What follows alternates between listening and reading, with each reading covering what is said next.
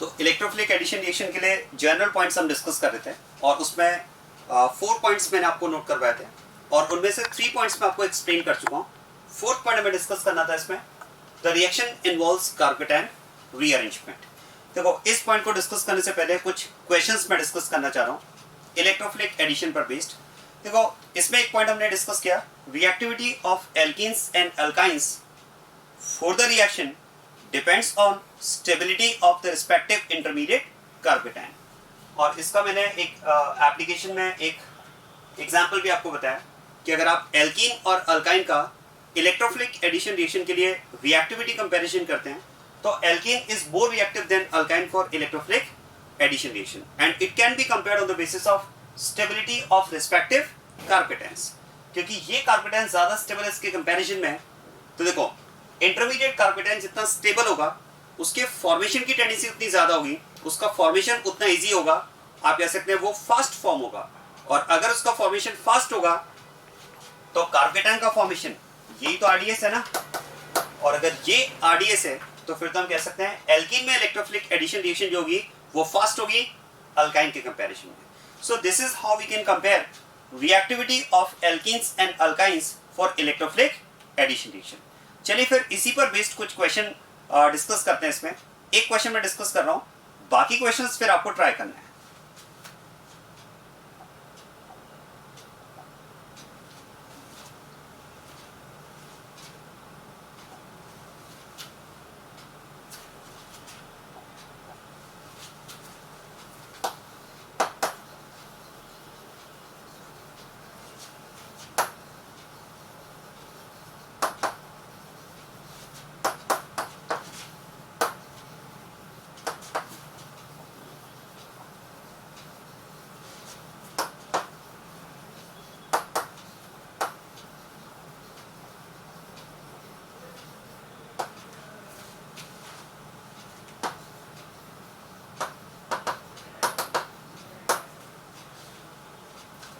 We have to compare reactivity of the given set of molecules for EAR, that is electrophilic addition reaction.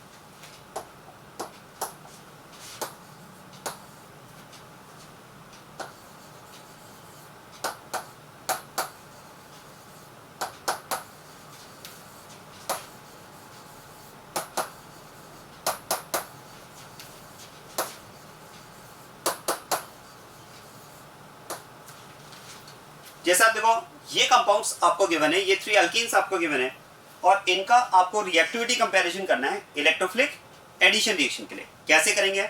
जैसे कि हमने discuss किया concept में, formation of carbocation, formation of intermediate is rate determining step. तो बस हमें करना क्या है, इन अल्कीन्स के करस्पॉन्डिंग कार्पेटाइन हमें चेक करना है और उन कार्पेटाइन्स का स्टेबिलिटी कंपैरिजन करना है।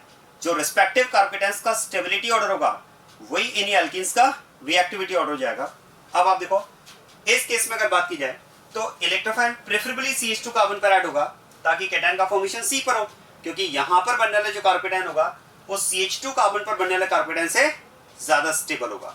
तो इस केस में जो कार्पेटाइन का फॉर्मेशन होगा वो प्रेफरेबली यहां पर होगा। इस केस में भी कार्पेटाइन का फॉर्मेशन जो होगा वो प्रेफरेबली CH पर होगा। इलेक्ट्रोफाइल जो ऐड होगा वो मेनली CH2 कार्बन पर ऐड होगा, राइट। इस केस में अगर बात की जाए तो इलेक्ट्रोफाइल मेनली CH2 कार्बन पर होगा, पॉजिटिव चार्ज का फॉर्मेशन C पर। इस केस में अगर बात की जाए तो इलेक्ट्रोफाइल जो ऐड होगा वो CH2 कार्बन पर, पॉजिटिव चार्ज CH पर। और इस केस में क्योंकि सिमेट्रिकल साइट है तो इलेक्ट्रोफाइल का एडिशन आप किसी भी साइट पर कर सकते हैं। तो जैसे यहां पर अगर हमने इलेक्ट्रोफाइल का एडिशन किया तो इसके करस्पॉन्डिंग कार्पेटाइन यहां फॉर्मेशन हो जाएगा।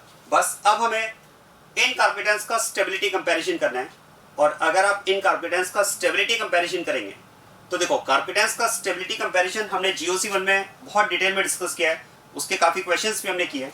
क्या हम बात कर सकते हैं, इन 3 कार्पेटाइन्स में सबसे ज्यादा स्टेबल कार्पेटाइन जो होगा वो ये कार्पेटाइन होगा। क्योंकि आप ध्यान देना, देखो ये पार्ट तो हम बात कर सकते हैं सब में कॉमन है, ये पार्ट तो सब में कॉमन है।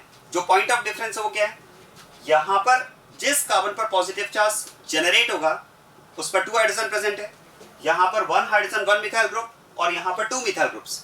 क्या हम बात कर सकते हैं, more the number of methyl groups on positively charged carbon more will be its stability. क्योंकि यहां पर हम कह सकते हैं कि this carbocation will be stabilised by hyperconjugation and plus I effect of these methyl groups. होगा ऐसा? देखो ये 6 हाइड्रोजन इस पॉजिटिव चार्ज को इनटू मिथाइल ग्रुप से मिलेंगे हाइपर कॉन्जुगेशन के लिए, और यहां पर मिथाइल ग्रुप्स का प्लस आई इफेक्ट भी होगा। इस केस में अगर बात की जाए तो प्लस आई भी कम हो जाएगा, हाइपर कॉन्जुगेशन भी कम हो जाएगा, और यहां पर तो there is no methyl group, only hydrogens are present, और हाइड्रोजन का आई इफेक्ट यहां पर होगा नहीं, एच इफेक्ट होगा नहीं। तो फिर तो हम कह सकते हैं इस एल्कीन के करस्पॉन्डिंग कार्बोकेटाइन सबसे ज्यादा स्टेबल होगा, और जिस एल्कीन का इंटरमीडिएट सबसे ज्यादा स्टेबल होगा वो एल्कीन सबसे ज्यादा रिएक्टिव होगी फॉर इलेक्ट्रोफिलिक एडिशन रिएक्शन। तो फिर तो इस केस में हम बात कर सकते हैं reactivity of these 3 alkenes towards electrophilic addition reaction will be 1 2 3 in decreasing order। ये इन एल्कीन्स का रिएक्टिविटी कंपैरिजन होगा इलेक्ट्रोफिलिक एडिशन रिएक्शन के लिए। इस तरह से आपको क्वेश्चंस करने हैं। तो जो भी कंपाउंड्स आपको गिवन है एल्कीन एल्काइन, उनके करस्पॉन्डिंग आप कार्बोकेटाइंस बनाएं, जो कार्बोकेटाइन का स्टेबिलिटी ऑर्डर होगा वही रिस्पेक्टिव एल्कीन्स का रिएक्टिविटी ऑर्डर हो जाएगा। क्लियर बात ये? तो इस तरह से आपको क्वेश्चन करने हैं। अब जो क्वेश्चंस मैं आपको दे रहा हूं वो क्वेश्चंस आप ट्राई करना, और उन क्वेश्चंस के आंसर फिर मैं आगे डिस्कस करूंगा। तो इस कंसेप्ट पर बेस्ड जो क्वेश्चंस आपको ट्राई करना है वो क्वेश्चंस ये ट्राई करना है आपको। ये सेट ऑफ मॉलिक्यूल्स आपको गिवन है और इनका आपको इलेक्ट्रोफिलिक एडिशन रिएक्शन के लिए रिएक्टिविटी कंपैरिजन करना है।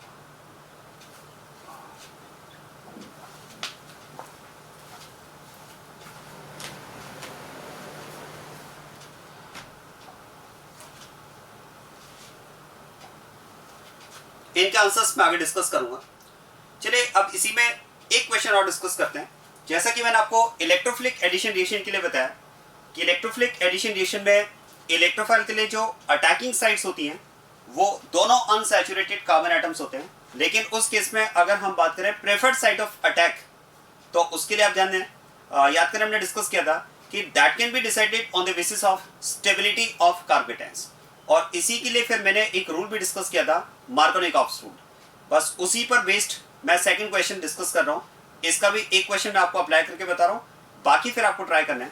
देखो सेकंड क्वेश्चन में हमें क्वेश्चन गिवन है इसमें, in which of the following compounds electrophilic addition reaction mainly completes according to Markovnikov rule. इन गिवन कंपाउंड्स में आपको ये बताना है कि कौन कौन से कंपाउंड्स में इलेक्ट्रोफिलिक एडिशन रिएक्शन जो है वो मेनली मार्कोनिकॉफ रूल के अकॉर्डिंग कंप्लीट होती है। अब मार्कोनिकॉफ रूल क्या है? देखो स्टेटमेंट क्या है, in electrophilic addition reactions of alkenes and alkynes electrophile mainly goes on that unsaturated carbon where number of hydrogen is more. लेकिन आप ये भी याद करें, मैंने आपसे कहा था कि सभी एल्कीन्स और एल्काइंस में electrophilic addition reaction Markovnikov rule के अकॉर्डिंग हो ऐसा जरूरी नहीं है। इसका फेलियर का एक एग्जाम्पल भी मैंने आपको बताया था, आप याद करें।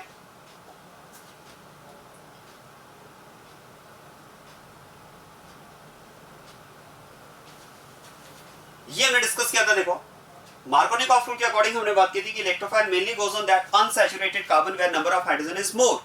लेकिन ये रूल स्ट्रिक्टली सभी एल्कीन्स एल्काइंस की इलेक्ट्रोफिलिक एडिशन रिएक्शन में फॉलो हो ऐसा जरूरी नहीं है, और इसके फेलियर के लिए मैंने आपको ये एग्जांपल बताया था जिसमें हमने इलेक्ट्रोफिलिक एडिशन में जो इलेक्ट्रोफाइल का अटैक डिस्कस किया था वो मेनली मार्कोनिकॉफ रूल के अपोजिट था, मतलब एंटी मार्कोनिकॉफ रूल। तो हमें अब जो हम क्वेश्चन डिस्कस करने जा रहे हैं वो इसी कंसेप्ट पर बेस्ड डिस्कस करने जा रहे हैं। अगर हमें कहा जाए कि जैसे ये 4 कंपाउंड्स आपको गिवन है 1 2 3 एंड 4, और इनमें अगर कहा जाए कि कौन कौन से कंपाउंड में electrophilic addition reaction Markovnikov rule के अकॉर्डिंग है, तो आप कह सकते हैं फर्स्ट में yes it is according to Markovnikov rule, क्योंकि इलेक्ट्रोफाइल यहाँ पर मेनली उसी कार्बन पर अटैक कर रहा है जहां पर नंबर ऑफ हाइड्रोजन ज्यादा है। इस केस में भी that is according to Markovnikov rule. In this case also attack of electrophile is according to Markovnikov rule, but in this case it's not mainly according to Markovnikov rule, it is mainly according to opposite to the Markovnikov rule, that can be called anti Markovnikov rule। तो यहाँ पर आप कह सकते हैं कि इस alkene में, इस कंपाउंड में इलेक्ट्रोफिलिक एडिशन रिएक्शन जो है वो मेनली मार्कोनिकॉफ रूल के अकॉर्डिंग नहीं होगी। हाँ, इनमें आप कह सकते हैं मेनली मार्कोनिकॉफ रूल के अकॉर्डिंग होगी। क्लियर बात ये? तो इसी पर बेस्ड क्वेश्चन हम डिस्कस करने जा रहे हैं।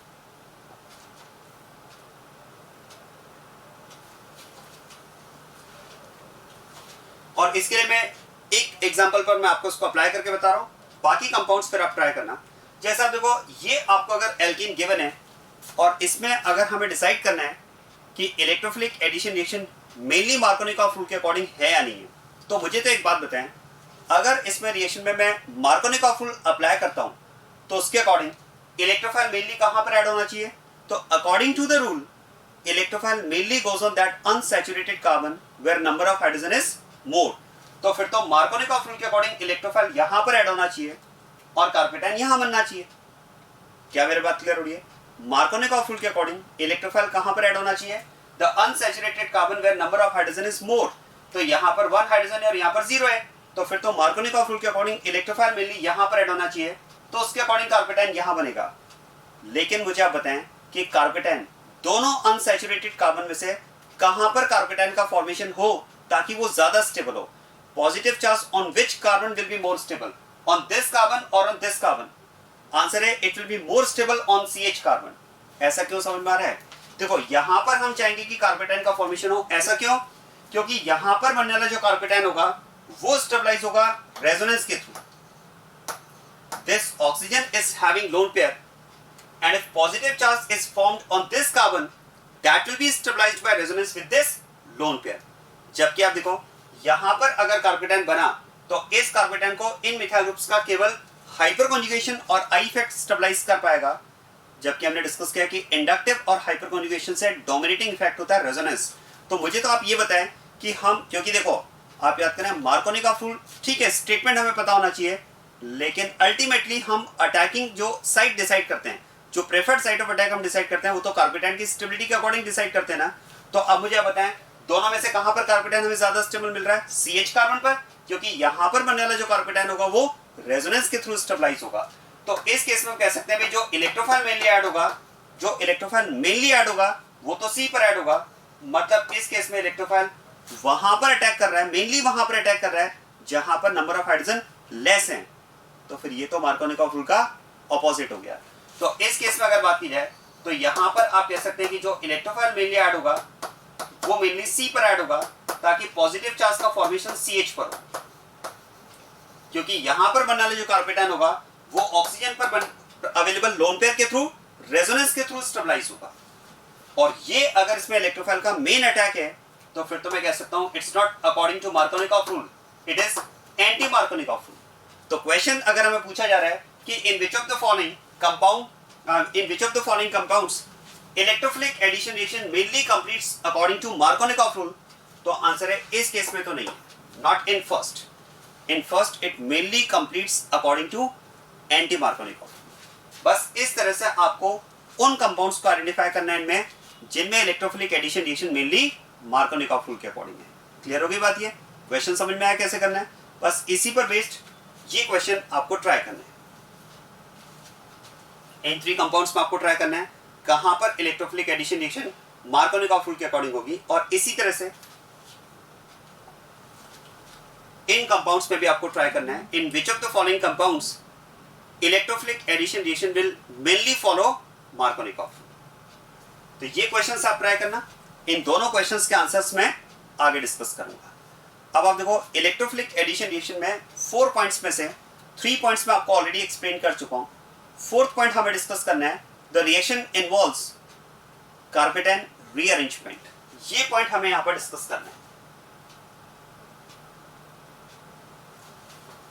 The reaction involves carbocation rearrangement. अब कार्पेटाइन रीअरेंजमेंट क्या होता है ये मैं डिटेल में डिस्कस करने जा रहा हूं, आप ध्यान देना।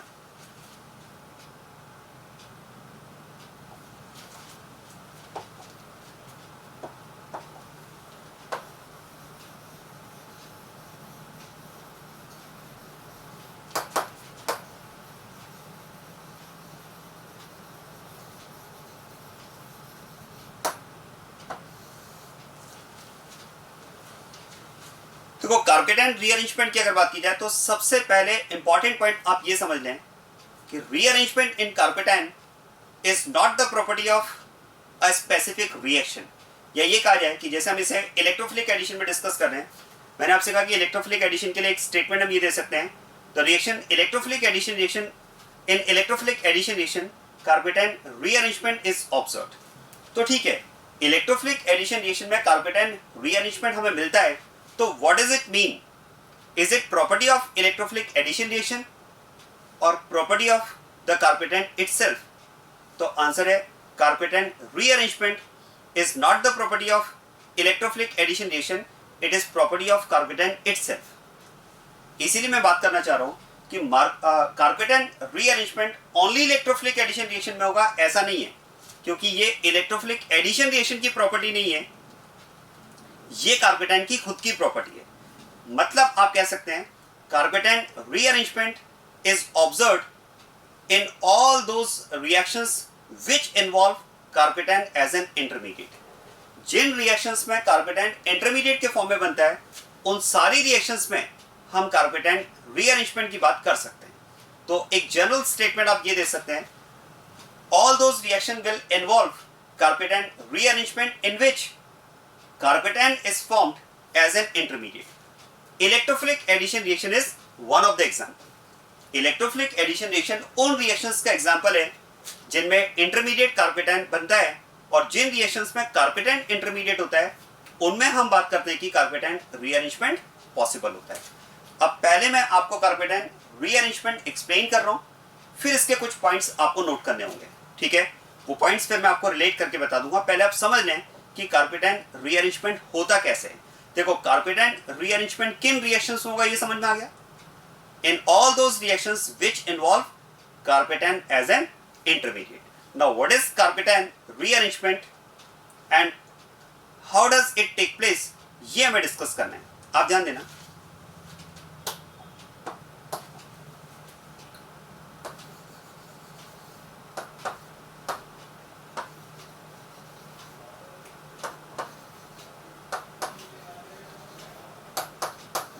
देखो, मान लेते हैं किसी रिएक्शन में ये एक कार्पेटेन का फॉर्मेशन हुआ है। अब अगर रिएक्शन में इस कार्पेटेन का फॉर्मेशन हुआ है तो ध्यान देना, जब भी रिएक्शन में कार्पेटेन एज एन इंटरमीडिएट फॉर्म होगा तो उसके सामने दो पॉसिबिलिटीज होंगी। मेरा पॉइंट समझ लेना, अगर रिएक्शन में कार्पेटेन एज एन इंटरमीडिएट बना तो उसके सामने दो पॉसिबिलिटीज हैं। एक पॉसिबिलिटी तो ये हो सकती है कि जो कार्पेटेन बना उसमें रीअरेंजमेंट हो जाए। One of the possibility in the carbocation which has been formed during the reaction as an intermediate is carbocation rearrangement. तो ध्यान देना, ये तो इसमें एक पॉसिबिलिटी है कि जो कार्पेटेन बना उसमें रीअरेंजमेंट हो जाए।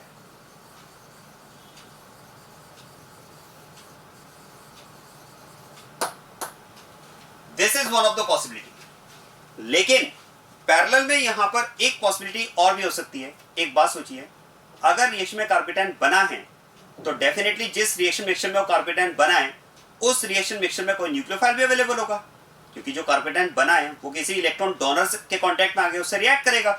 एक कार्पेटेन में आप कह सकते हैं कार्बन इलेक्ट्रॉन डिफिशिएंट है, इसके पास वैकेंट ऑर्बिटल है, तो डेफिनेटली ये रिएक्शन मिक्सचर में एक ऐसी स्पीशीज के कांटेक्ट में आना चाहेगा या ऐसी स्पीशीज के कांटेक्ट में आएगा जो इसे इलेक्ट्रॉन डोनेट करके इसके साथ बॉन्ड फॉर्मेशन करे, और जो इलेक्ट्रॉन डोनेट करके बॉन्ड फॉर्मेशन करेगा that will be nucleophile.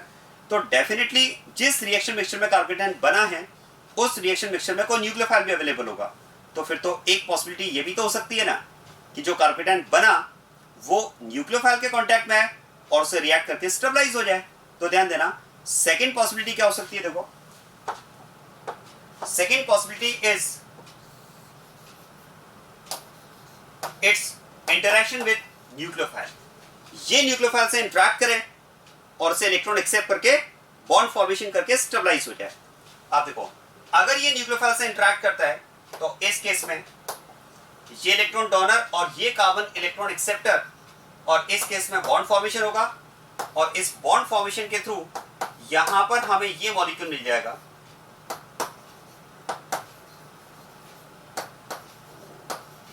And that can be called product.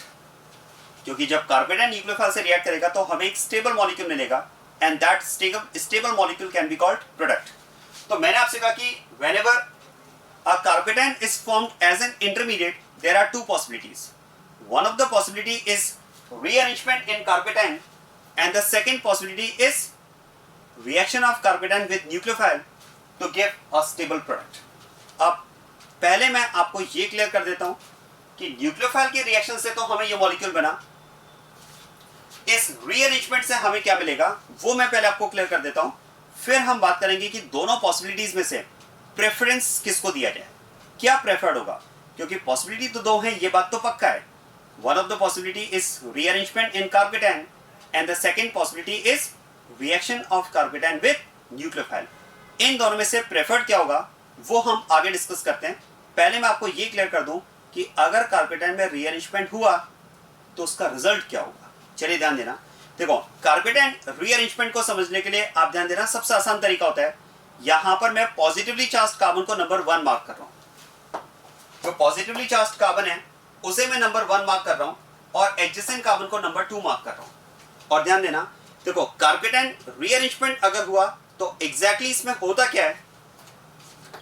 इस केस में अगर बात की जाए तो यहां पर प्रोसेस में क्या होता है, देखो क्या मैं कह सकता हूं ये जो पॉजिटिवली चार्ज कार्बन है इसके पास वेकेंट ऑर्बिटल है, इसके पास वैकेंसी है. ये पॉजिटिवली चार्ज कार्बन है, अगर आप इसके पास नंबर ऑफ इलेक्ट्रॉन्स काउंट करेंगे तो with 3 bond pairs it is having 6 electron. और अगर इसके पास 6 इलेक्ट्रॉन है तो carbon is an element of second period and second period element can accommodate 8 electrons. So there is vacancy of 2 electrons, right. ऐसे में हम बात कर सकते हैं कि इस पॉजिटिवली चार्ज कार्बन के पास वैकेंसी है, इसके पास वेकेंट ऑर्बिटल है. और ऐसे केस में आप ध्यान देना कार्पेटाइन रीअरेंजमेंट में क्या होता है, जैसे मैंने नंबर 2 मार्क किया मतलब जो एडजेसेंट कार्बन है इस एडजेसेंट कार्बन से सिग्मा इलेक्ट्रॉन्स का फ्लो स्टार्ट होता है वैकेंसी के लिए. ये रीअरेंजमेंट प्रोसेस में होने वाला प्रोसेस है, कार्पेटाइन रीअरेंजमेंट में होने वाला प्रोसेस है. जैसे ही कार्पेटाइन का फॉर्मेशन होगा एडजेसेंट कार्बन से सिग्मा इलेक्ट्रॉन्स का फ्लो स्टार्ट होगा उसकी वैकेंसी के लिए. और देखो इलेक्ट्रॉन का फ्लो मतलब बॉन्ड फॉर्मेशन इसमें स्टार्ट होगा. और जैसा कि मैंने आपसे कहा था कि बॉन्ड फॉर्मेशन हो, ब्रेकेज प्रोसेस हो या फॉर्मेशन ब्रेकेज दोनों साइमल्टेनियसली हो, in this process there will be formation of transition state. होता है ऐसा. तो यहां पर एक ट्रांजिशन स्टेट का फॉर्मेशन होगा. कैसे, आप देखो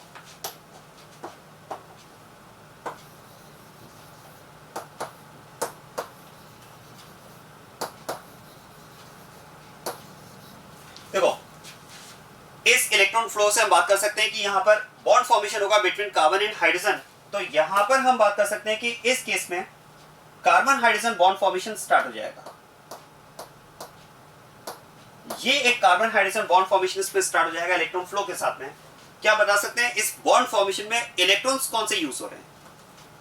ये जो यहां पर हम कार्बन हाइड्रोजन बॉन्ड फॉर्मेशन की बात कर रहे हैं, इस बॉन्ड फॉर्मेशन में इलेक्ट्रॉन्स कौन से यूज हो रहे हैं. यहां पर हम बात कर सकते हैं sigma electrons of this carbon hydrogen bond, क्योंकि यही तो सिग्मा इलेक्ट्रॉन्स का फ्लो स्टार्ट हुआ है ना इस कार्बन की वैकेंसी के लिए. तो ऐसे में हम कह सकते हैं कि अगर इस सिग्मा बॉन्ड के इलेक्ट्रॉन्स का फ्लो हुआ है, इस सिग्मा बॉन्ड के इलेक्ट्रॉन्स अगर न्यू बॉन्ड फॉर्मेशन में यूज हो रहे हैं तो फिर तो इस बॉन्ड फॉर्मेशन के साथ साथ हम कह सकते हैं पैरेलल में ये बॉन्ड साइमल्टेनियसली ब्रेक भी होगा. ये बॉन्ड साइमल्टेनियसली ब्रेक होगा क्योंकि इसी कार्बन हाइड्रोजन बॉन्ड के जो सिग्मा इलेक्ट्रॉन्स हैं उनका फ्लो स्टार्ट हुआ है इसकी वैकेंसी के लिए. ये बात समझ में आ रही है. चलिए चार्जेस की बात करते हैं. क्या हम बात कर सकते हैं जैसे ही इलेक्ट्रॉन का फ्लो हुआ, जैसे ही इलेक्ट्रॉन का फ्लो होगा इस कार्बन की वैकेंसी के लिए इस कार्बन में जो इलेक्ट्रॉन की डेफिशिएंसी है वो कम होना स्टार्ट होगी. पॉजिटिवली चार्ज कार्बन अगर इलेक्ट्रॉन एक्सेप्ट करेगा तो उसका पॉजिटिव चार्ज डिक्रीज होना स्टार्ट होगा. तो यहां पर हम बात कर सकते हैं क्योंकि अभी प्रोसेस कंप्लीट नहीं हुआ है, अंडर प्रोसेस है, बॉन्ड अभी कंप्लीटली बना नहीं है. तो ऐसे में कह सकते हैं कि जो पॉजिटिव चार्ज है वो पार्शियली डिक्रीज होगा और ये ग्रेजुअली डिक्रीज होता जाएगा इस बॉन्ड फॉर्मेशन के साथ साथ. जैसे जैसे बॉन्ड फॉर्मेशन कंप्लीशन पर जाएगा वैसे वैसे आप कह सकते हैं पॉजिटिव चार्ज ग्रेजुअली डिक्रीज होता जाएगा. अच्छा बताओ, in this process is there any atom that is losing electron. क्या इसमें कोई ऐसा एटम है जो इलेक्ट्रॉन लूज कर रहा हो. यस, आप ध्यान देना. देखो ये अगर इलेक्ट्रॉन का फ्लो है, आप तो ऐसा समझ लो इस तरह से इलेक्ट्रॉन का फ्लो हो रहा है और ये अगर इलेक्ट्रॉन का फ्लो है तो this carbon is losing electron and if neutral carbon is losing electron, on losing electron it will become positively charged. तो ये कार्बन यहां पर आप कह सकते हैं पॉजिटिव चार्ज इंड्यूस होगा और इस बॉन्ड के ब्रेक होने के साथ साथ ये पॉजिटिव चार्ज ग्रेजुअली इंक्रीज होता जाएगा. So this is about the transition state formed during carbocation rearrangement. तो यहां पर हम बात कर सकते हैं कि इस ट्रांजिशन स्टेट का फॉर्मेशन होगा. और अब जरा इसका रिजल्ट देखते हैं कि इस ट्रांजिशन स्टेट का रिजल्ट क्या होगा. जरा ध्यान देना.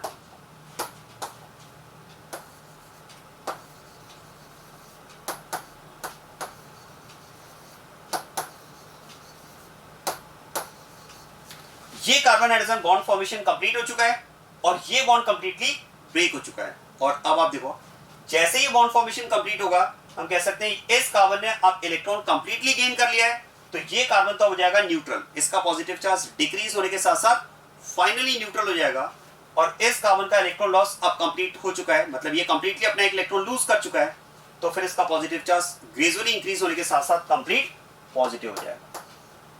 तो यहां पर हम बात कर सकते हैं कि इस रीअरेंजमेंट प्रोसेस में विल गेट दिस कार्पेटेन। इसका मतलब ये हुआ देखो कि अगर हम कार्पेटेन रीअरेंजमेंट की बात कर रहे हैं, तो in rearrangement of a carbocation there will be formation of a new carbocation. Carbocation rearrangement में क्या होगा, you will get a new carbocation. अब क्वेश्चन है कि अगर कार्पेटेन से वापस कार्पेटेन बना तो इस प्रोसेस के लिए ड्राइविंग फोर्स क्या है, ये क्यों हो रहा है, what is the driving force behind this process. तो ध्यान देना, the driving force is gain in stability.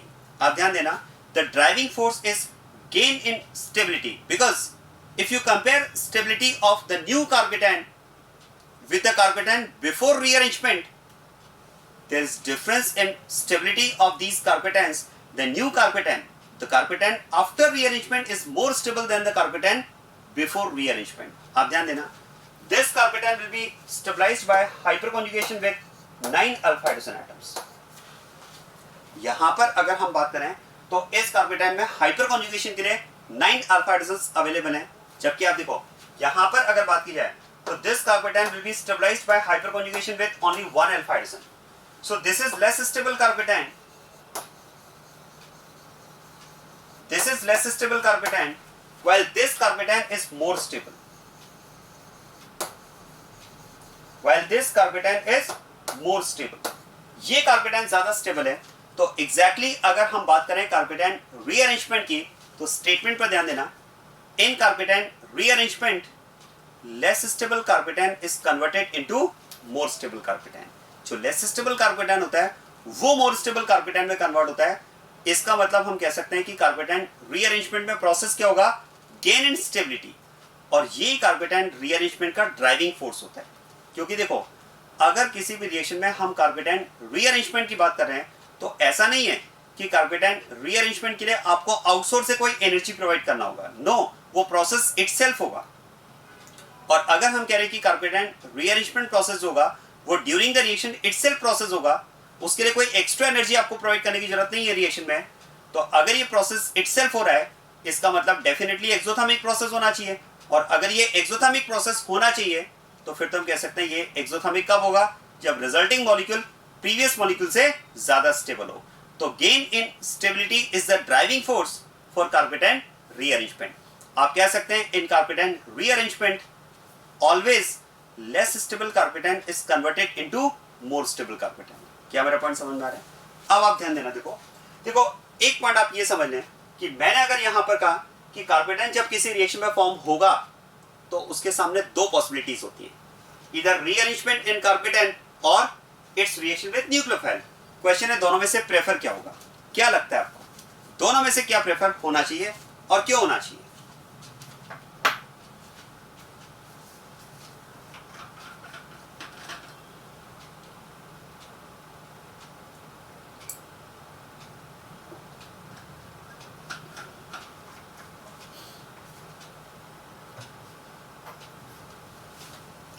Yes, आप ध्यान देना, देखो दोनों में से अगर हम प्रेफरेंस की बात करें तो सुनिएगा इस बात को, क्या मैं कह सकता हूं rearrangement in carbocation is intra process.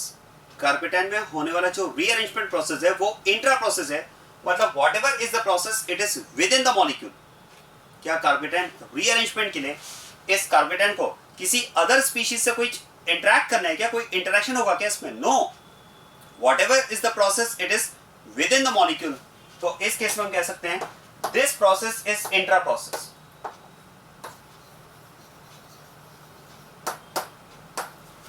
While its reaction with nucleophile is inter process, यहां पर दो अलग अलग स्पीशीज के हम कांटेक्ट में आने की बात कर रहे हैं, तो ये जो प्रोसेस है वो एक इंटर प्रोसेस है। और याद करो ये बात तो मैंने पहले भी आपको बताई है, अगर एक रिएक्शन में एक किसी भी स्टेप पर अगर दो पॉसिबिलिटीज हैं and out of to possibilities if one of the possibility is inter and other is intra, always intra is preferred over inter। हमेशा इंट्रा प्रोसेस ही प्रेफर होता है over inter process, because intra process is faster than inter process. एक बात सोचिए, अगर मैं इस inter process की बात करूं तो इस इंटर प्रोसेस के लिए पहले ये प्रोबेबिलिटी हो, देखो पहले तो इस बात की प्रोबेबिलिटी हो कि जो कार्पेटाइन बना वो न्यूक्लियोफाइल के कांटेक्ट में भी आना चाहिए, क्योंकि ऐसा नहीं है कि कार्पेटाइन बना तो इमीडिएटली न्यूक्लियोफाइल के कांटेक्ट में आ जाएगा। इमीडिएटली आ सकता है लेकिन इमीडिएटली ही कांटेक्ट में आएगा ऐसा जरूरी नहीं है। तो दोनों के बीच में पहले तो इंटरेक्शन होना जरूरी है। और आप ध्यान देना, ये कार्पेटाइन इस न्यूक्लियोफाइल के कांटेक्ट में अगर आता है तो दोनों के बीच में प्रोसेस सक्सेसफुली कंप्लीट होगा ऐसा जरूरी नहीं है। न्यूक्लियोफाइल और कार्पेटाइन की एक दूसरे के लिए अप्रोच जरूरी है, वो एक दूसरे के कांटेक्ट में आए ये जरूरी है, और साथ साथ ये भी जरूरी है कि प्रॉपर ओरिएंटेशन के साथ में कांटेक्ट में है। तो प्रॉपर ओरिएंटेशन के साथ में अगर कार्पेटाइन और न्यूक्लियोफाइल कांटेक्ट में आएंगे तभी ये प्रोसेस सक्सेसफुली कंप्लीट होगा। तो देखो ऐसा सब कुछ हो उसके लिए कार्पेटाइन को तब तक वेट करना पड़ेगा जब तक कि वो न्यूक्लियोफाइल के कांटेक्ट में नहीं आ जाता प्रॉपर ओरिएंटेशन के साथ में। और अगर हम बात करें तो कार्पेटाइन तब तक तो इतना तो वेट करेगा ही नहीं, क्योंकि उससे पहले इसमें इंट्रा की हम एक पॉसिबिलिटी की बात कर रहे हैं कि जैसे इसका फॉर्मेशन हो एडजेसेंट कार्बन से सिग्मा इलेक्ट्रॉन्स का फ्लो स्टार्ट हो, और सिग्मा इलेक्ट्रॉन्स के फ्लो स्टार्ट होने के साथ में ये हमें एक रिजल्टिंग कार्पेटाइन मिल जाए। और क्योंकि बनने वाला कार्पेटाइन पहले वाले कार्पेटाइन से ज्यादा स्टेबल है तो ये एक पॉजिटिव ड्राइविंग फोर्स काम करेगा इस प्रोसेस के लिए। और जैसा कि हम कहते हैं कि इंट्रा की पॉसिबिलिटी ज्यादा होगी, फास्ट प्रोसेस है एज कंपेयर टू इंटर, इसीलिए हम बात करते हैं if carbocation is formed as an intermediate in an reaction, if carpetan is formed as an intermediate in a reaction before its interaction with nucleophile, ध्यान देना, before its interaction with nucleophile it gets rearranged। Nucleophile से interact करने से पहले ये क्या होगा, rearrangement इसमें हो जाएगा। क्या मेरा पॉइंट समझ में आया? So this is the reason why rearrangement in carbocation is observed in those reactions which involve carbocation as an intermediate. Clear बात ये? अब आप ध्यान देना, देखो ये जो प्रोसेस यहां पर हुआ, ये जो प्रोसेस यहां पर हुआ है, इस प्रोसेस को हम कैसे डिफाइन करते हैं जरा इस बात को समझना। इस प्रोसेस को यहां पर लिखा जाता है, it is rearrangement in carbocation by 1,2 hydride shift.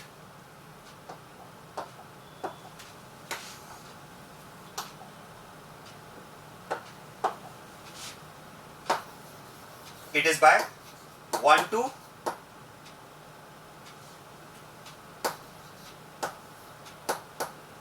Hydride shift.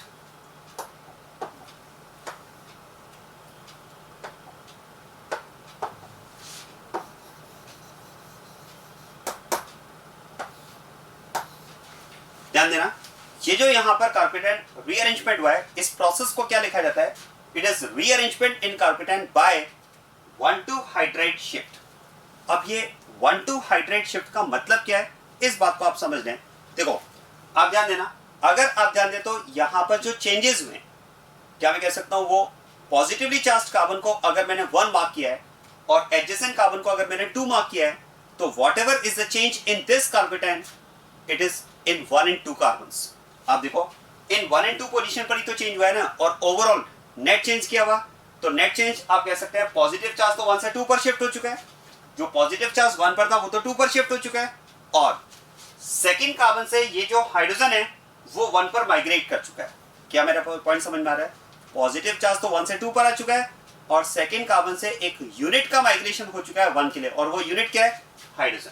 देखो जिस यूनिट का माइग्रेशन होता है उसको यहां पर हम लिखते हैं, जैसे H का माइग्रेशन हुआ तो H लिखा, अगर एल्काइल ग्रुप जैसे मिथाइल ग्रुप का माइग्रेशन होता है तो हम मिथाइल ग्रुप लिख देते हैं यहां पर। तो यहां पर हम कह सकते हैं जो माइग्रेट होने वाली यूनिट है, यहां पर आप कह सकते हैं माइग्रेट होने वाली यूनिट कौन है, H। तो यहां पर ये H इसमें माइग्रेट हुआ, इसलिए हमने H लिखा। क्योंकि ये 2 से 1 पर शिफ्ट हुआ है, मतलब जो चेंज हुआ है वो 1-2 के बीच में हुआ है, एडजेसेंट एटम्स के बीच में है, इसलिए हम इसको लिखते हैं 1-2, और शिफ्ट तो H यहां पर शिफ्ट हुआ है। अब एक पॉइंट यहां पर आपको ये समझना है कि यहां पर जो H शिफ्ट हुआ है उसको हमने यहां पर H नेगेटिव क्यों लिखा है, हमने ऐसा क्यों लिखा है, it is by 1,2 hydride shift. H negative क्यों लिखा है हमने, क्योंकि अगर मैं इस मैकेनिज्म को देखता हूं, अगर मैं इस रीअरेंजमेंट की मैकेनिज्म को देखता हूं, तो इन this process, in this rearrangement process, hydrogen is never negatively charged. अगर आप ध्यान दें तो हाइड्रोजन कभी भी नेगेटिव नहीं बना है, इनफैक्ट हाइड्रोजन पर तो कोई चार्ज ही नहीं आया है।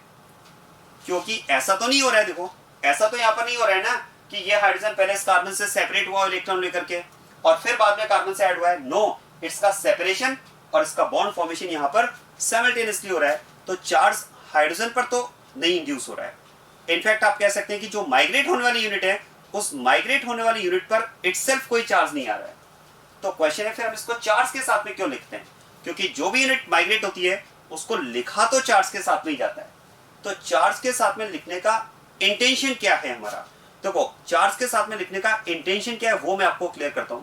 आप इसके लिए मुझे बताएं कि इस कार्बन हाइड्रोजन में दो बॉन्ड हैं।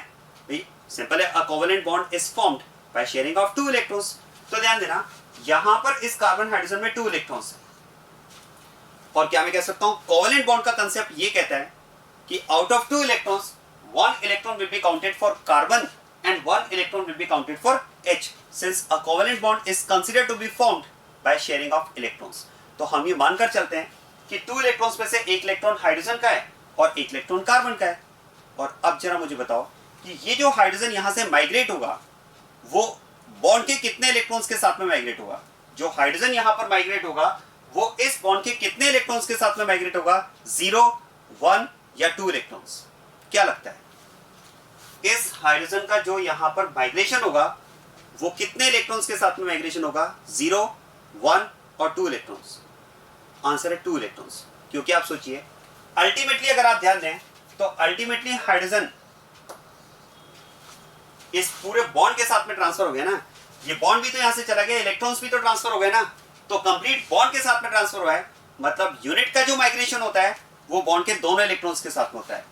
तो अगर हाइड्रोजन का माइग्रेशन दोनों इलेक्ट्रॉन्स के साथ में हुआ है तो क्या माइग्रेट होने वाले हाइड्रोजन के ये दोनों इलेक्ट्रॉन्स उस माइग्रेट होने वाले हाइड्रोजन के? क्या मेरा पॉइंट समझना, अगर यूनिट का माइग्रेशन दोनों इलेक्ट्रॉन्स के साथ में हुआ है तो क्या ये दोनों इलेक्ट्रॉन्स इस यूनिट के हैं? क्या आंसर है नो। इनमें से 1 इलेक्ट्रॉन इस यूनिट का है, 1 इलेक्ट्रॉन तो कार्बन का है ना। इसका मतलब आप कह सकते हैं there is migration of unit with an extra electron, क्योंकि यूनिट उस बॉन्ड के अपने इलेक्ट्रॉन को साथ में लेकर ही जाएगी, उस कार्बन के इलेक्ट्रॉन को भी साथ में लेकर जाएगी। तो यूनिट का जो माइग्रेशन है वो एक्स्ट्रा इलेक्ट्रॉन के साथ में है। क्योंकि आप सोचिए अगर यूनिट का माइग्रेशन एक्स्ट्रा इलेक्ट्रॉन के साथ में है तभी तो वो एक्स्ट्रा इलेक्ट्रॉन जब इस पॉजिटिवली चार्ज कार्बन को मिलेगा तो ये जाएगा न्यूट्रल, और वो एक्स्ट्रा इलेक्ट्रॉन किसका था? इस कार्बन का। और कार्बन का अगर वो एक्स्ट्रा इलेक्ट्रॉन यूनिट लेकर जाएगी तो कार्बन फाइनली क्या बन जाएगा? पॉजिटिव। तो आप कह सकते हैं in carpet rearrangement there is migration of unit with an extra electron. और क्योंकि यूनिट का माइग्रेशन एक्स्ट्रा इलेक्ट्रॉन के साथ में होता है इसलिए हम उसको नेगेटिव चार्ज के साथ में हमेशा शो करते हैं। क्या मेरा पॉइंट समझ में आया? तो ये रीजन है कि कार्पेट रीअरेंजमेंट में हम यूनिट पर नेगेटिव चार्ज शो करते हैं जब हम उसको डिस्क्राइब कर रहे होते हैं। और 1-2 क्यों लिखा समझ में आ रहा है? क्योंकि यहां पर जो शिफ्टिंग हो रही है वो 1-2 शिफ्टिंग है। और एक बात सोचिए कार्पेट रीअरेंजमेंट की अगर बात की जाए तो शिफ्टिंग तो ऑलवेज 1-2 ही होगी। देखो ये बात मैं आपको क्लियर कर दूं, in carpet rearrangement shifting is always 1-2, it can never be 1-3, 1-4 और 1-5 एंड सो ऑन। हमेशा ये शिफ्टिंग 1-2 ही होगी, ये 1-3, 1-4, 1-5 जैसी नहीं हो सकती। क्योंकि एक बात सोचिए अगर हम कह रहे हैं कि इस पॉजिटिवली चार्ज्ड कार्बन के फॉर्मेशन के साथ में यहां से एडजेसेंट एटम से इलेक्ट्रॉन्स का फ्लो स्टार्ट होगा तो उसका रीजन यही है ना कि जो ऑर्बिटल्स आपस में इंटरेक्ट करेंगे, जो ऑर्बिटल इन एटम्स के जो ऑर्बिटल्स आपस में इंटरेक्ट करेंगे वो एडजेसेंट एटम्स के ऑर्बिटल्स ही तो आपस में इंटरेक्ट करेंगे ना। क्या ऐसा हो सकता है क्या कि इस थर्ड, जैसे इसको मैंने 2 लिखा, इसको अगर मैं थर्ड मार्क करूं तो क्या ये हो सकता है कि थर्ड एटम से कोई यूनिट माइग्रेट हो? नो, माइग्रेशन कौन से एटम से होगा? सेकंड एटम से ही होगा, या आप कह सकते हैं एडजेसेंट एटम से होगा। उस पॉजिटिवली चार्ज के एडजेसेंट एटम से ही यूनिट का माइग्रेशन होगा। इसीलिए हम बात करते हैं कि शिफ्टिंग हमेशा कैसी होगी? 1-2 ही होगी, इट कैन नेवर बी 1-3, 1-4, 1-5। क्या मेरा पॉइंट समझ में आ रहा है? तो shifting is always 1-2 since there is migration of unit with an extra electron, that's why it is always mentioned with negative charge. इसीलिए हम इसको हमेशा नेगेटिव चार्ज के साथ में मेंशन करते हैं। ये बात क्लियर होगी? चलिए अब एक पॉइंट आप ध्यान देना, इस बात को समझते हैं। देखो हमने कहा भी इस तरह से कार्पेट रीअरेंजमेंट होगा, और कार्पेट रीअरेंजमेंट में क्या होगा? एक लेस स्टेबल कार्पेट जो होगा वो एक मोर स्टेबल कार्पेट में कन्वर्ट हो जाएगा। अब मेरा पॉइंट यहां पर ये आता है कि आफ्टर रीअरेंजमेंट, आप ध्यान देना, आफ्टर रीअरेंजमेंट चलो इसमें एक बात ये डिस्कस करते हैं। देखो इस प्रोसेस में हमने डिस्कस किया कि less stable carpet is converted into more stable carpet. अब यहाँ पर जो एग्जांपल मैंने लिया है उस एग्जांपल में अगर आप रीअरेंज्ड कार्पेट के बारे में बात करें तो आप कह सकते हैं ये यहाँ पर इसकी मैक्सिमम स्टेबिलिटी है, क्योंकि यहाँ पर अब इसके पास 9 अल्फा हाइड्रोजन अवेलेबल हैं फॉर हाइपर कॉन्जुगेशन। तो देखो इस कार्पेट में अगर मैं फर्दर स्टेबिलिटी गेन की बात करूं तो वो तो पॉसिबल नहीं है, लेकिन सपोज एक ऐसा एग्जांपल ले लिया जाए, आप ध्यान देना, एक ऐसा एग्जांपल ले लिया जाए यहां पर अगर CH3 में एक हाइड्रोजन को, इस CH3 के 1 हाइड्रोजन को अगर फिनाइल ग्रुप से रिप्लेस कर दिया जाए, ध्यान देना यहां पर अगर फिनाइल ग्रुप होता, अब ऐसे में अगर मैं बात करूं कि इसमें फर्दर रीअरेंजमेंट हो जाए, आप ध्यान दें, if this hydrogen is supposed to be replaced by phenyl group, अगर इस कार्बन पर एक फिनाइल ग्रुप प्रेजेंट हो तो ऐसे में अगर मैं बात करूं, आप सोचिए पॉजिटिव चार्ज अगर फिर से रीअरेंज हो जाए तो यहां पर आने वाला पॉजिटिव चार्ज जिस फिनाइल ग्रुप के मैं होने की बात कर रहा हूं उस बेंजीन रिंग के साथ में रेजोनेंस के थ्रू स्टेबलाइज हो जाएगा। तो फिर तो हम कह सकते हैं कि अगर इस तरह से फर्दर रीअरेंजमेंट हो जाए, इन केस जब यहां पर कार्बन पर एक बेंजीन रिंग प्रेजेंट हो तो फर्दर जो रीअरेंज्ड कार्पेट होगा वो कार्पेट इससे भी ज्यादा स्टेबल होगा। मेरा पॉइंट यहां पर यह कि अगर इस रीअरेंजमेंट के बाद में, ये रीअरेंजमेंट प्रोसेस हो चुका है, इस रीअरेंजमेंट के बाद में अगर फर्दर कार्पेटाइन में स्टेबिलिटी गेन पॉसिबल हो थ्रू कार्पेटाइन रीअरेंजमेंट, तो क्वेश्चन है कि वो फर्दर रीअरेंजमेंट होगा या ये कहा जाए कि no, rearrangement is only for one time. क्या इसमें फर्दर रीअरेंजमेंट पॉसिबल होगा इन केस अगर स्टेबिलिटी गेन फर्दर पॉसिबल हो तो, या ये कहा जाए कि rearrangement is always for only one time. तो आंसर है, देखो ऐसा नहीं कि रीअरेंजमेंट ओनली वन टाइम होगा, no, rearrangement can be for n times. n times मतलब it can be for 1 time, 2 times, 3 times, 4 times and so on, but the condition is in each rearrangement process stability gain is must.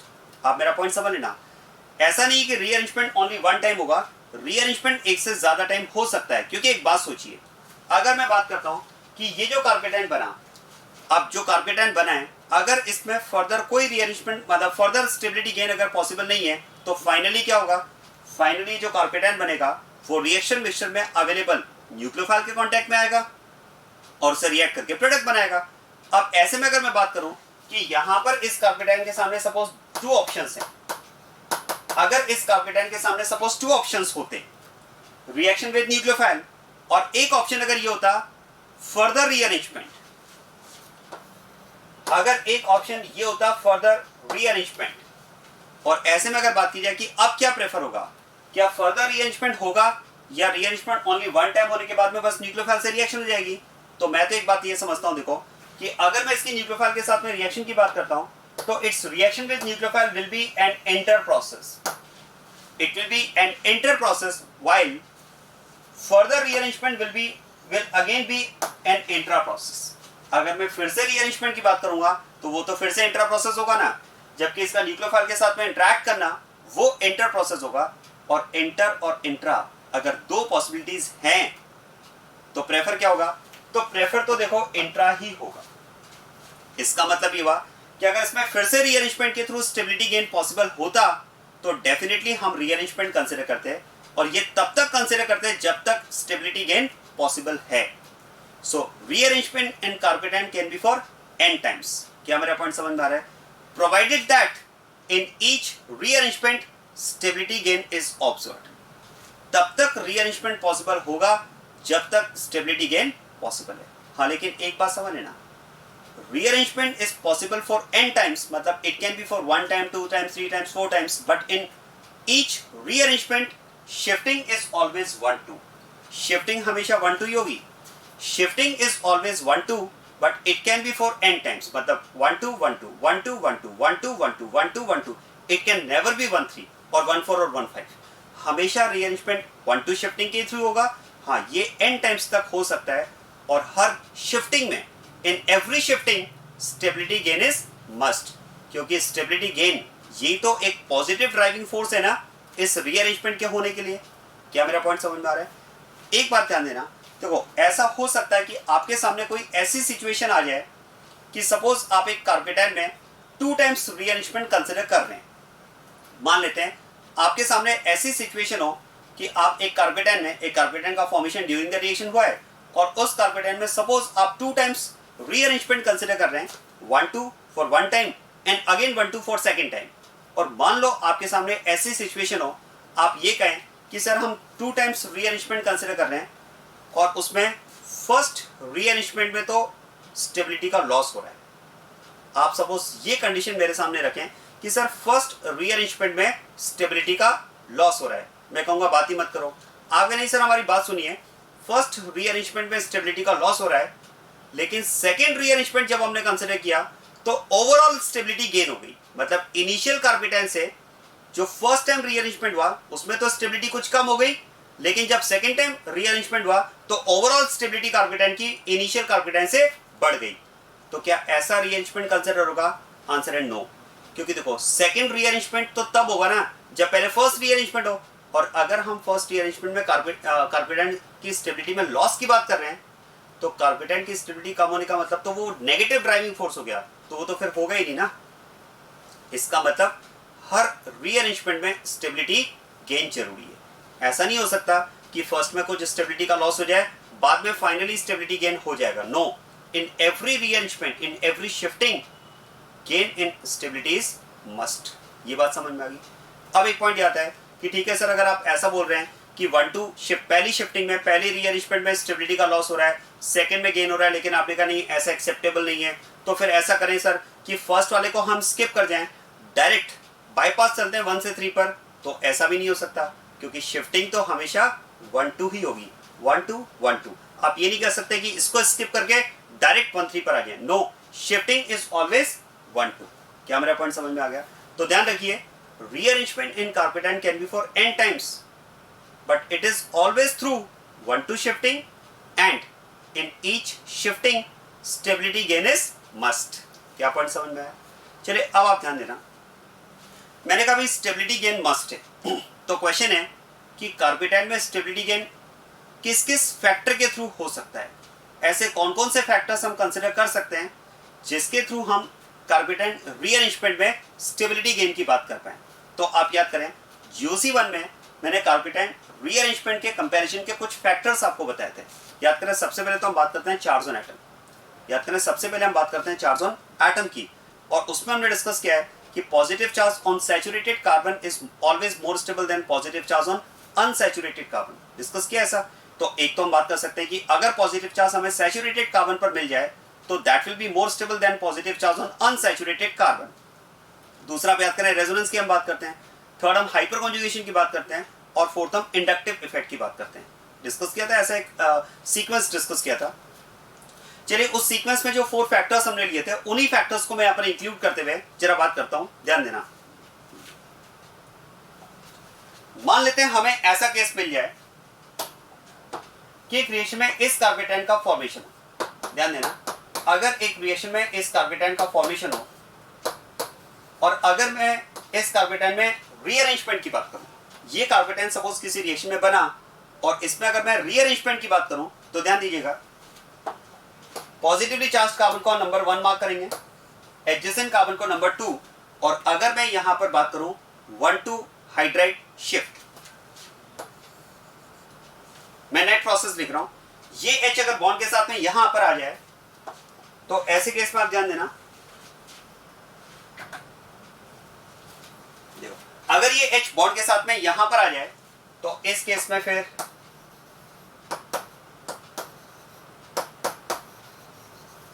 ये carbon तो हो जाएगा neutral, क्योंकि unit यहां पर और positive charge यहां पर आ जाएगा। अब ये कार्बन पॉजिटिवली चार्ज होगा। देखो अगर इस तरह के हम रीअरेंजमेंट की बात करें और इस रीअरेंजमेंट में अगर हम स्टेबिलिटी गेन की बात करें तो क्या मैं कह सकता हूं ये स्टेबिलिटी गेन तो बहुत ही अच्छा स्टेबिलिटी गेन होगा, क्योंकि इसमें 2 तरह से स्टेबिलिटी गेन हो रहा है। एक तो हम कह सकते हैं positive charge is on unsaturated carbon and after rearrangement now it is on saturated carbon, जो सबसे पहला फैक्टर हम देखते थे। सेकेंड आप देखो दूसरा फायदा क्या हो रहा है, रेजोनेंस इन कार्पेटेन। यहां कार्पेटेन में कोई रेजोनेंस नहीं है, but now this carbocation will be stabilised by resonance also. तो यहां पर तो मैं कह सकता हूं 2 स्ट्रॉन्ग फैक्टर्स आ रहे हैं, first and second, charge on atom वाला फैक्टर भी आ रहा है और रेजोनेंस वाला फैक्टर भी आ रहा है। तो इस केस में तो आप कह सकते हैं स्टेबिलिटी गेन बहुत ही अच्छा हो रहा है। लेकिन अब आप ध्यान देना, जो स्टेटमेंट में दे रहा हूं उस पर ध्यान देना, लेकिन इस तरह का कार्पेट रीअरेंजमेंट, इस तरह का कार्पेट रीअरेंजमेंट जो है वो प्रैक्टिकली हमें मिलता ही नहीं। Such type of carpet rearrangement is practically not observed. ध्यान देना, इन this case positive charge is on unsaturated carbon, positive charge is on unsaturated carbon. ध्यान देना, यहां पर पॉजिटिव चार्ज अनसैचुरेटेड कार्बन पर है और मेरा स्टेटमेंट आप सुनिएगा, rearrangement in carbocation is observed only in those carbocations which have positive charge on saturated carbon. अगर पॉजिटिव चार्ज अनसैचुरेटेड कार्बन पर है तो ऐसे कार्पेटाइन्स में प्रैक्टिकली हमें रीअरेंजमेंट नहीं मिलता है, और ये एक प्रैक्टिकल फैक्ट है जो आपको याद रखना है। ठीक है, इसका जस्टिफाइंग रीजन हमारे पास नहीं है। ठीक है, कुछ रीजंस हो सकता है आपको कुछ रेफरेंस बुक्स वगैरह में मिल जाएं, लेकिन वो रीजंस जस्टिफाइंग नहीं है, इसलिए मैं उन रीजंस की यहाँ पर बात नहीं करना चाह रहा हूँ। ये एक प्रैक्टिकल फैक्ट हम माइंड में रखते हुए, इसको प्रैक्टिकल फैक्ट मानते हुए हम इसे माइंड में रखेंगे कि अगर पॉजिटिव चार्ज सैचुरेटेड कार्बन पर है तो ऐसे कार्पेटाइन्स में रीअरेंजमेंट होंगे, लेकिन अगर पॉजिटिव चार्ज अनसैचुरेटेड कार्बन पर है तो ऐसे कार्पेटाइन्स में रीअरेंजमेंट नहीं होंगे। So in carpetine rearrangement it will be observed only in case when positive charge is on saturated carbon। ये सारे पॉइंट मैं आपको लिखवा दूंगा, केवल पॉइंट्स मैं अभी बोल रहा हूँ, फिर मैं आपको लिखवा भी दूंगा। तो इस केस में अगर बात की जाए तो ये कार्पेटाइन रीअरेंजमेंट हमें प्रैक्टिकली नहीं मिलता है, और इसका कोई रीजन मैंने आपको नहीं बताया क्योंकि इसकी रीजन जो दिए वो जस्टिफाइंग नहीं है।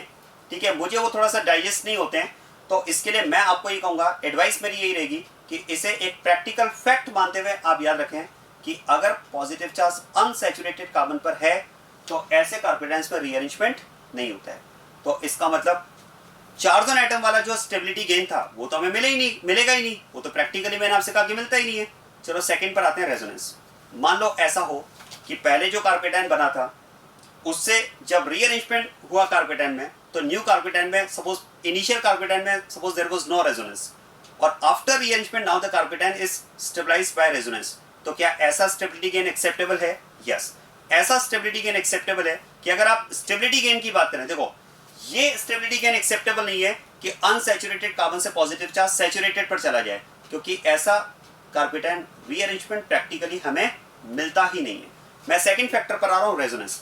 क्वेश्चन है कि अगर कार्पेटाइन रीअरेंजमेंट में रेजोनेंस में चेंज हो जाए, पहले नहीं था बाद में हो जाए, पहले कम था बाद में बढ़ जाए, तो क्या ऐसा स्टेबिलिटी गेन प्रैक्टिकली एक्सेप्टेबल है? Yes, such type of rearrangement in carpetan is observed in which stability gain is through resonance।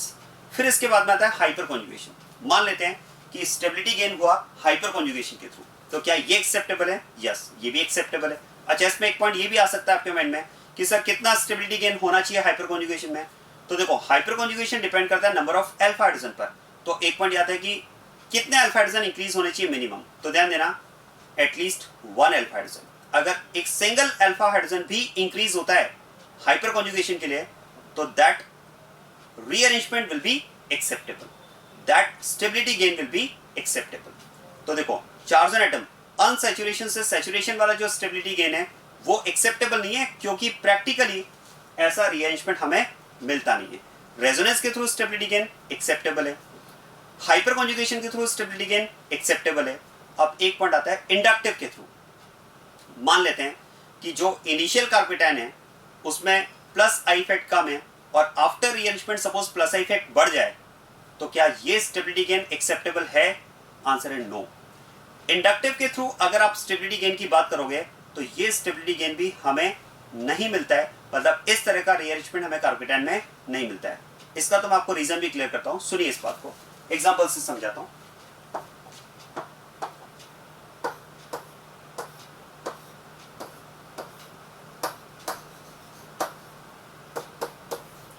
Suppose ये कार्पेटाइन किसी रिएक्शन में फॉर्म हुआ है।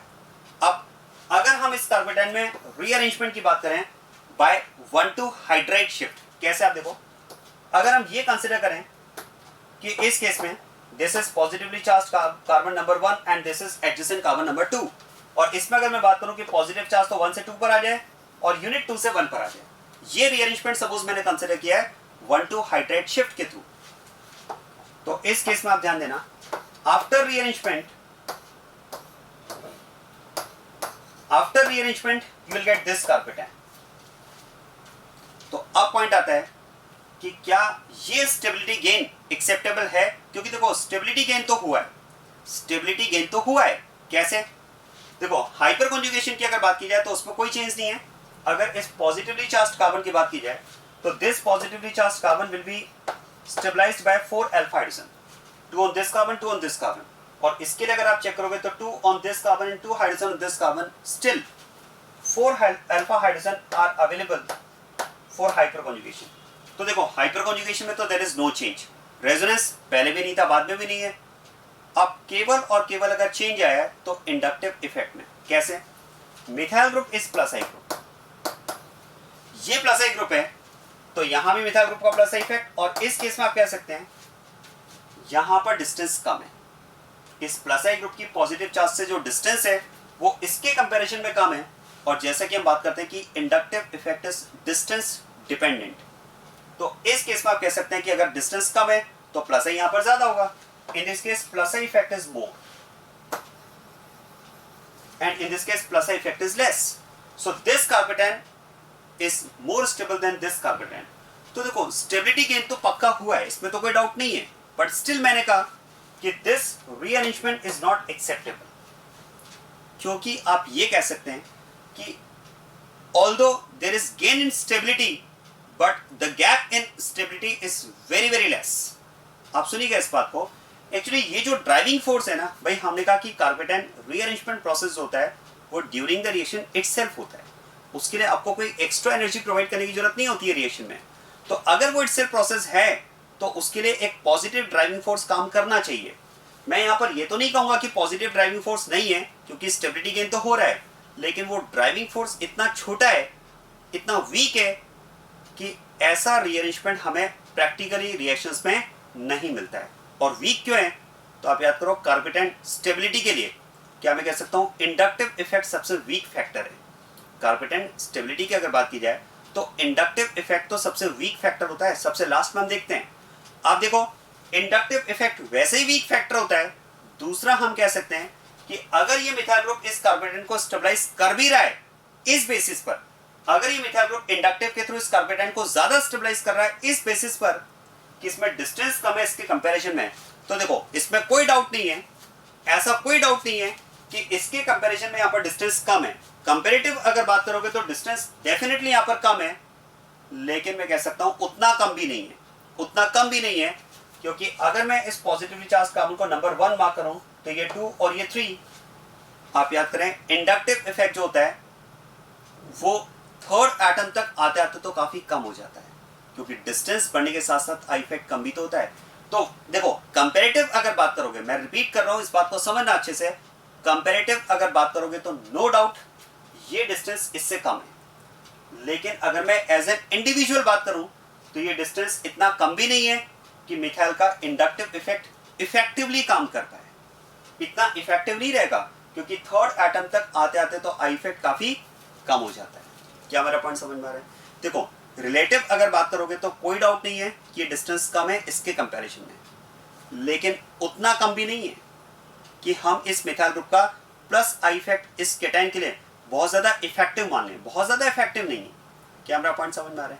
आप सोचिए ना, अच्छा चलो इसको ऐसे समझ लेते हैं, मान लो कोटा से आपको दिल्ली जाने के लिए कहा जाए कि पैदल पैदल आपको दिल्ली जाना है, कोटा से आपको दिल्ली जाना है, पैदल पैदल आपको जाना है। अब आप कहेंगे सर इतना दूर कैसे जाएंगे, 500 550 के आसपास इतना किलोमीटर डिस्टेंस है, कैसे जाएंगे इतना पैदल? अब मैं आपसे ये कहूँ कि चलो 550 बहुत ज़्यादा हो गया, इतने किलोमीटर आप पैदल चल के नहीं जा सकते, चलो ऐसा करते हैं आप दिल्ली मत जाइए, आप जयपुर चले जाइए, क्योंकि जयपुर दिल्ली के कंपैरिजन में क्लोज है। तो क्या आप जयपुर चलना स्टार्ट कर देंगे? नो, क्योंकि जयपुर भी यहाँ से 250 किलोमीटर दूर है। तो दिल्ली के कंपैरिजन में जयपुर पास तो है, लेकिन इतना पास भी नहीं कि हम पैदल चलना स्टार्ट कर दें। शायद इस एग्जांपल से इस बात को आप रिलेट कर पाए कि नो डाउट ये डिस्टेंस इससे कम है, लेकिन इतना कम भी नहीं है कि हम इस मिथाइल ग्रुप का प्लस आई इस केटाइन की स्टेबिलिटी के लिए बहुत ज्यादा इफेक्टिव कंसिडर कर पाए। क्या मेरा पॉइंट समझ में आ रहा है? इसीलिए मैंने आपसे कहा कि पहले इंडक्टिव इफेक्ट वीक फैक्टर होता है, उसमें भी अगर डिस्टेंस पर है तो और वीक, इसलिए यहां पर कार्पेटेंट की स्टेबिलिटी में गेन उतना ज्यादा नहीं है कि हमें रीअरेंजमेंट मिल पाए। अच्छा, किसी को ये तो नहीं लग रहा है कि सर अगर ऐसी बात है तो और एक बार रीअरेंजमेंट कर दो? और एक बार रीअरेंजमेंट एक्सेप्टेबल नहीं होगा, क्योंकि अगर आप इसमें और रीअरेंजमेंट करके पॉजिटिव चार्ज को यहां ले आए 1-2 शिफ्ट के थ्रू, तो नो डाउट इंडक्टिव तो बढ़ जाएगा, फिर डिस्टेंस कम हो जाएगी, लेकिन उधर अल्फा हाइड्रोजन कम हो जाएंगे, क्योंकि यहां पॉजिटिव चार्ज आने का मतलब फिर अल्फा हाइड्रोजन 3 बचेंगे। तो क्या आप हाइपर कॉन्जुगेशन को कम करना चाहोगे? नो, इंडक्टिव की कोस्ट पर हम हाइपर कॉन्जुगेशन को तो कम नहीं कर सकते, क्योंकि hyper conjugation dominates over I effect. तो इसका मतलब ये और क्लोज नहीं जा सकता, ये रहेगा तो दूरी, और दूर रहेगा तो फिर इंडक्टिव यहां पर भी ज्यादा इफेक्टिव नहीं है। इसीलिए हम बात करते हैं कि इंडक्टिव के through stability gain not acceptable, और जो अनसैचुरेशन से सैचुरेशन वाला स्टेबिलिटी गेन था वो प्रैक्टिकली हमें मिलता नहीं है। तो इसका मतलब स्टेबिलिटी गेन हमें दो तरह से मिल पाएगा कार्पेटाइन रीअरेंजमेंट में, एक तो रेजोनेंस के थ्रू और दूसरा हाइपर कॉन्जुगेशन के थ्रू। क्या मेरा पॉइंट समझ में आ गया? तो अब अल्टीमेटली आप स्टेटमेंट पर ध्यान देना, rearrangement in carbocation, rearrangement in carpetine can be for n times. Rearrangement in carpetine can be for n times, but it is always by 1-2 shifting, and in each rearrangement stability should be increased through resonance or hyperconjugation. क्या point समझ में आ गया? अब एक last point और आता है, ध्यान देना, एक लास्ट पॉइंट और, उसमें आप ध्यान दें। देखो, मान लेते हैं कि हमारे पास ये एक कार्पेटाइन है,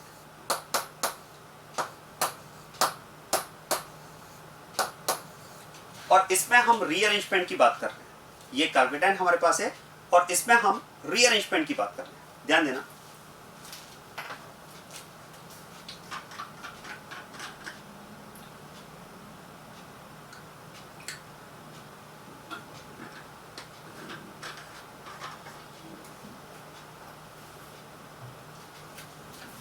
ये एक कार्पेटाइन हमारे पास है और इसमें अगर हम रीअरेंजमेंट की बात कर रहे हैं तो देखो, रीअरेंजमेंट में क्या डिस्कस किया हमने, जो पॉजिटिव चार्ज है वो तो 1 से 2 पर शिफ्ट हो जाएगा और 2 से 1 यूनिट का माइग्रेशन होगा 1 के लिए। अब ऐसे में पॉइंट आता है कि अगर इस सेकंड कार्बन पर different type of units present हो, अगर इस सेकंड कार्बन पर different type of units present हो, तो क्वेश्चन है कौन सी यूनिट का माइग्रेशन यहां पर प्रेफर होगा। ध्यान देना, कौन सी यूनिट का माइग्रेशन यहां पर प्रेफर होगा, इसके लिए एक ऑर्डर सजेस्टेड है। तो जब भी आप यूनिट का माइग्रेशन करेंगे, in case when different type of units are present on second carbon, तो यूनिट के माइग्रेशन में किस यूनिट का माइग्रेशन प्रेफर होगा वो आपको इस ऑर्डर के अकॉर्डिंग करना है। And what is the order? In migration of units, migratory aptitude of hydrogen is maximum. सबसे ज्यादा माइग्रेट होने की जो टेंडेंसी हमें मिलती है वो हाइड्रोजन में मिलती है। इसके बाद में आता है बेंजीन रिंग, फिनाइल ग्रुप। इसके बाद में हम बात करते हैं फिनाइल ग्रुप की, और इसके बाद में फिर हम बात करते हैं अल्काइल ग्रुप की। तो migratory aptitude of hydrogen is maximum among these three, then it is phenyl group and then it is alkyl group. और ध्यान देना, अल्काइल ग्रुप में भी अगर हम वैरायटी की बात करें तो इट में भी 1 degree alkyl group, 2 degree alkyl group, 3 degree alkyl group, methyl group. उसमें भी अगर मैं ऑर्डर की बात करूं तो ध्यान देना, इसमें भी अगर मैं प्रेफरेंस की बात करूं तो it is 3 degree, greater than 2 degree, greater than 1 degree, greater than methyl group. ये आपके पास ओवरऑल ऑर्डर है यूनिट्स के माइग्रेटरी एप्टीट्यूड का। हाइड्रोजन का माइग्रेटरी एप्टीट्यूड सबसे ज्यादा होता है। मतलब अगर मैं यहां पर बात करूं कि इन 3 यूनिट्स में अगर एक यूनिट हाइड्रोजन है तो हाइड्रोजन हम यहां पर प्रेफरेबली माइग्रेट करेंगे। अगर हाइड्रोजन नहीं है तो second priority will be given to phenyl group and third priority will be given to alkyl group. और अल्काइल ग्रुप में भी अगर वैरायटी है तो 3 degree first, then 2 degree, then 1 degree, then methyl group. तो ये एक माइग्रेटरी एप्टीट्यूड का ऑर्डर आपको याद रखना है। हालांकि देखो, इस ऑर्डर को एक्सप्लेन किया जा सकता है, 2 to 3 कंसेप्ट्स को मिक्स करके इस ऑर्डर को एक्सप्लेन किया जा सकता है कि हाइड्रोजन का माइग्रेटरी एप्टीट्यूड सबसे ज्यादा क्यों होता है, फिर फिनाइल क्यों आता है, फिर अल्काइल ग्रुप क्या आता है, और अल्काइल ग्रुप में भी 3 to 1 एंड मिथाइल। इसको एक्सप्लेन किया जा सकता है 2-3 कंसेप्ट्स को ऐड करते हुए, लेकिन मैं उसको डिस्कस नहीं कर रहा हूँ। बहुत ज्यादा इंपॉर्टेंट हमारे लिए नहीं है सिलेबस के लिए, एग्जामिनेशन पॉइंट ऑफ व्यू से मतलब हमारे लिए इंपॉर्टेंट नहीं है, इसलिए मैं अननेसेसरी उसमें बहुत ज्यादा टाइम कंज्यूम नहीं करना चाह रहा हूँ। इस ऑर्डर को आप डायरेक्ट याद रख लें, इससे आपके सारे क्वेश्चंस बन जाएंगे कि H का माइग्रेटरी एप्टीट्यूड सबसे ज्यादा है, फिर फेनाइल ग्रुप और फिर अल्काइल ग्रुप, और अल्काइल ग्रुप पे भी 3 degree 2 degree 1 degree and methyl group. तो ये कुछ पॉइंट्स हैं जो कार्पेट रीअरेंजमेंट से रिलेटेड है। क्लियर बात ये? तो आपके पास अगर कार्पेट रीअरेंजमेंट की अगर बात करें तो दिस इज कार्पेट रीअरेंजमेंट। तो ये आपको नोट करना रहेगा, और इससे रिलेटेड कुछ पॉइंट्स मैं आपको बता रहा हूं जो पॉइंट्स आपको अपने नोट्स में ऐड करने हैं, राइट? कार्पेट रीअरेंजमेंट से रिलेटेड जो पॉइंट्स आपको पॉइंट्स आपको जो नोट करने हैं, देखो फर्स्ट पॉइंट इसमें, it is observed in all those reactions which involve formation of carpet as an intermediate in the process before interaction of carpet with nucleophile, carpet gets rearranged. Second point आपको इस पे note करना है, in carpet rearrangement less stable carpet is converted into more stable carpet, and it is by 1-2 shift of H negative, pH negative और R negative. Next point जो इसमें आपको add करना है, carpet rearrangement can be for n times. n times का मतलब वही है, it can be for 1 time, 2 times, 3 times, 4 times and so on. But it is always by 1-2 shift. But it is always by 1-2 shift, and each shifting stability should be increased through resonance or hyperconjugation, that is H effect. Next point क्या रहेगा? Rearrangement is not observed in those carpetans which have positive charge on unsaturated carbon. जैसे कि मैंने आपसे कहा कि ये एक प्रैक्टिकल फैक्ट आपको याद रखना है। इसी के साथ में एक प्रैक्टिकल फैक्ट आपको ये भी याद रखना है कि rearrangement is not observed in carbanions and free radicals. Carbonate और फ्री रेडिकल में भी रीअरेंजमेंट नहीं होता है, केवल कार्पेटेंस में रीअरेंजमेंट होगा, not in carbonate, not in free radicals, और कार्पेटेन में भी कब? When positive charge is on saturated carbon. और इसमें नेक्स्ट पॉइंट ये रहेगा, the tendency of migration of different units in कार्पेटेन rearrangement is, जो मैंने आपको ऑर्डर बताया, H का माइग्रेटिव एप्टीट्यूड सबसे ज्यादा होगा, then PH, then alkyl group, और अल्काइल ग्रुप में भी 3 degree 2 degree 1 degree and methyl group. तो ये पॉइंट्स हैं जो आपको याद रखना है। अब इस पर बेस्ड एक क्वेश्चन मैं आपको दे रहा हूं, वो क्वेश्चन आप ट्राई करना। क्वेश्चन में आपको क्या करना है, देखो ये कार्पेटेंस आपको गिवन है, और इन कार्पेटेंस में आपको चेक करना है कि कौन कौन से कार्पेटेंस में रीअरेंजमेंट पॉसिबल है, और आफ्टर रीअरेंजमेंट हमें क्या कार्पेटेन मिलेगा। मतलब इसमें आपको रीअरेंज्ड कार्पेटेन बताना है उनमें जिनमें रीअरेंजमेंट पॉसिबल है। अगर पॉसिबल नहीं है तो हम उसमें नो लिख देंगे। तो ये क्वेश्चन आप ट्राई करना, इस क्वेश्चन का आंसर मैं आगे डिस्कस करूँ।